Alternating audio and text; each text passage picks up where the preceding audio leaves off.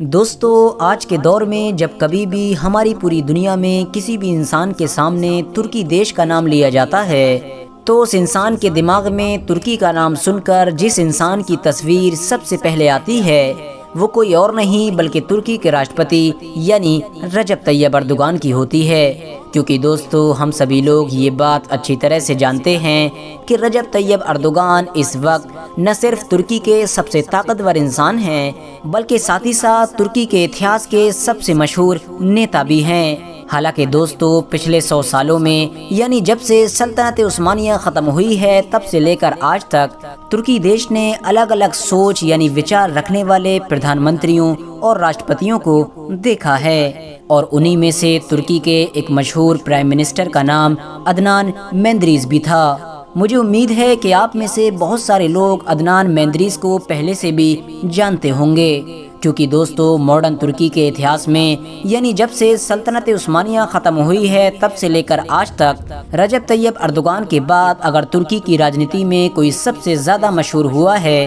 तो वो अदनान मेंदरीज ही थे। क्योंकि दोस्तों वो भी तुर्की के साथ साथ पूरी दुनिया में अपनी उसी सोच और कारनामों की वजह से मशहूर थे कि जिस तरह की सोच और कारनामों की वजह से आज तुर्की के राष्ट्रपति यानी रजब तैयब अर्दोगान मशहूर हैं। दोस्तों, अदनान मेंदरीज भी रजब तैयब अर्दोगान की तरह ही तुर्की के एक ताकतवर नेता थे। यही वजह थी कि उन्होंने लगातार लगभग 10 सालों तक तुर्की पर राज किया था। लेकिन दोस्तों, अदनान मेंदरीज से जुड़ी वो बात कि जो सबसे ज़्यादा ख़ास और सबसे ज़्यादा हैरान कर देने वाली है वो ये है कि इनको इनके अपने ही देश के लोगों की तरफ से फांसी पर चढ़ा दिया गया था, और वो भी उस वक्त कि जब ये खुद तुर्की के प्रधानमंत्री थे। यानी 1950 में तुर्की की गद्दी पर बैठने वाले अदनान मेंदरीज जब 1960 में तुर्की की गद्दी से हटे थे तो वो इलेक्शन में हारने की वजह से नहीं बल्कि अपनी मौत की वजह से हटे थे। लेकिन अब सवाल ये भी है कि आखिर अदनान मेंदरीज ने वो कौन सा बड़ा गुनाह कर दिया था कि जिसकी वजह से एक प्रधानमंत्री होने के बावजूद भी तुर्की के लोगों ने ही उनको फांसी पर लटका दिया था। RH नेटवर्क के नॉलेजेबल फ्रेंड्स, 1950 में जैसे ही अदनान मेंदरीज ने तुर्की की गद्दी संभाली थी वैसे ही तुर्की ने बड़ी तेज़ी के साथ तरक्की करना शुरू कर दी थी।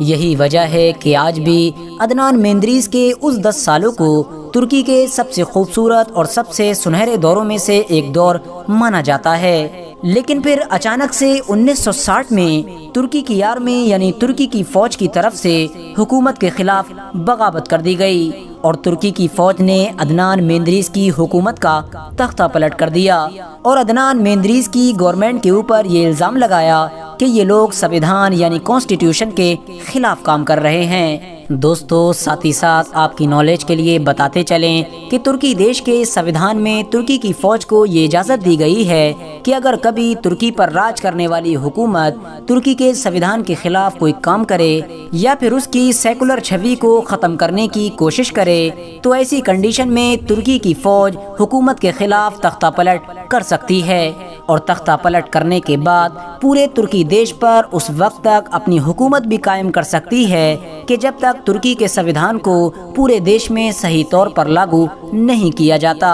और इसी चीज़ को ही बुनियाद बनाकर 1960 में तुर्की की फौज ने अदनान मेंदरीज की हुकूमत के खिलाफ बगावत कर दी थी। हुकूमत गिराने के बाद बाकायदा अदनान मेंदरीज के खिलाफ केस भी चलाया गया था और इस केस में तरह तरह के इल्ज़ामात लगाकर अदनान मेंदरीज को फांसी की सज़ा सुना दी गई थी। और आखिरकार 17 सितंबर 1961 ये वो काला दिन था कि जब अदनान मेंदरीज को उनके 2 और साथियों के साथ इस्तांबुल में फांसी के फंदे पर लटका दिया गया। दोस्तों, भले ही अदनान मेंदरीज को फांसी देने के लिए उनके ऊपर सेना की तरफ से संविधान के खिलाफ काम करने का इल्ज़ाम लगाया गया था, लेकिन दरअसल इनको फांसी देने के पीछे कोई और ही वजह मौजूद थी। आपको बताते चलें कि ज़्यादातर लोगों का ये मानना है कि अदनान मेंदरीज को फांसी देने की सबसे बड़ी वजह उनकी राजनीति और उनकी वो इस्लामिक कट्टर सोच थी कि जो तुर्की में रहने वाले बहुत सारे सेकुलर लोगों को पसंद नहीं आ रही थी। क्योंकि दोस्तों, ये बात तो हम सभी लोग बड़ी अच्छी तरह से जानते हैं कि सल्तनत उस्मानिया के ख़त्म होने के बाद तुर्की की बागडोर मुस्तफ़ा कमाल अतातुर्क के हाथों में आ गई थी। वही कमाल अतातुर्क कि जिसको आज मॉडर्न तुर्की का फादर माना जाता है। मुस्तफ़ा कमाल अतातुर्क को सेकुलर सोच रखने वाला एक इंसान माना जाता है। उसने अपने दौर में तुर्की देश में हर वो बड़े से बड़ा काम किया कि जिसकी मदद से वो तुर्की को ज़्यादा से ज़्यादा सेकुलर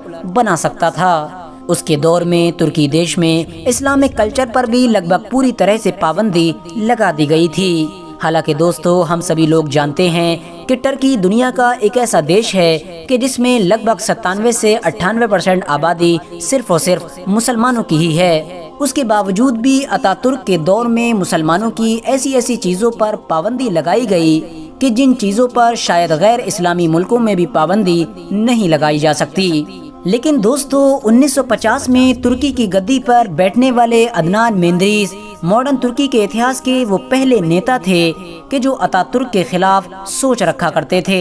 यानी जिनका नजरिया मुस्तफ़ा कमाल अतातुर्क से बिल्कुल अपोजिट था। उन्होंने जब 1950 में पहली बार इलेक्शन जीता था तो चुनाव होने से पहले ही रैलियों में इस बात का ऐलान कर दिया था कि अगर वो इलेक्शन जीतते हैं तो पूरे तुर्की देश में अरबिक अजान देने पर लगी उस पाबंदी को हटा दिया जाएगा कि जो मुस्तफ़ा कमाल अतातुर्क के दौर में लगाई गई थी। क्योंकि दोस्तों, आपको बताते चलें कि कमाल अतातुर्क के दौर में तुर्की देश में अरबिक अजान देने पर भी पाबंदी लगा दी गई थी और यकीनन अदनान मेंदरीस ने यही किया। इलेक्शन जीतने के बाद उन्होंने कानूनी तौर पर पूरे तुर्की देश से अजान पर लगी उस पाबंदी को हटा दिया कि जो कमाल अतातुर्क के दौर में लगाई गई थी। इसके साथ साथ इन्होंने तुर्की के लोगों पर लगी हुई उस पाबंदी को भी हटा दिया था कि जिसकी वजह से तुर्की के लोग कमाल अतातुर्क के दौर से ही हज करने के लिए मक्का शहर नहीं जा पाते थे। यानी इन्होंने न सिर्फ हज पर लगी इस पाबंदी को ख़त्म किया बल्कि अपने दौर में बाकायदा बहुत सारे तुर्की के लोगों को हज करने के लिए रवाना भी किया। इसके अलावा इनके दौर में ही सल्तनत उस्मानिया की उन औलादों को भी तुर्की में वापस आने की इजाज़त दे दी गई थी कि जिन औलादों को सल्तनत उस्मानिया को ख़त्म करते वक्त कमाल अतातुर्क के दौर में तुर्की देश से निकाल दिया गया था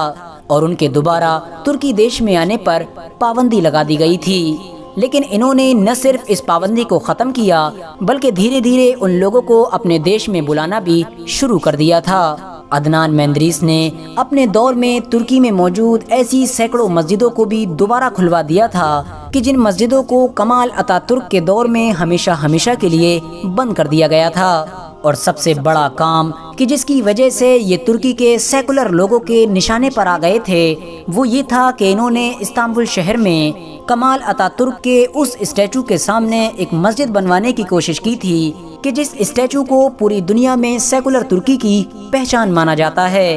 अदनान मेंदरीस ने इसके सामने न सिर्फ मस्जिद बनवाने की कोशिश की थी बल्कि उस मस्जिद को बनवाने के लिए अपनी जेब से बहुत सारा पैसा भी दिया था। हालांकि दोस्तों, आपको बताते चलें कि ज़्यादा विरोध होने की वजह से उस दौर में ये मस्जिद न बन सकी थी, लेकिन आज के दौर में ये मस्जिद बनकर पूरी तरह से तैयार हो चुकी है। और ये वही मशहूर मस्जिद है कि जिसकी ओपनिंग अभी लगभग 1 या 1.5 महीना पहले ही तुर्की के राष्ट्रपति यानी रजब तैयब अर्दोगान की तरफ से की गई है। RH नेटवर्क के नॉलेजेबल फ्रेंड्स, हैरानी की बात ये है कि तुर्की देश में आर्मी की तरफ से सरकार के खिलाफ की गई ये बगावत आखिरी बगावत नहीं थी बल्कि इसी तरह की ही एक कोशिश सन 2016 में रजब तैयब अर्दोगान के खिलाफ भी की गई थी। लेकिन इस बार सेना की तख्तापलट की ये कोशिश पूरी तरह से नाकामयाब हो गई थी और रजब तैयब अर्दोगान के तुर्की देश में रहने वाले फॉलोअर्स ने सेना के टैंकों के सामने लेटना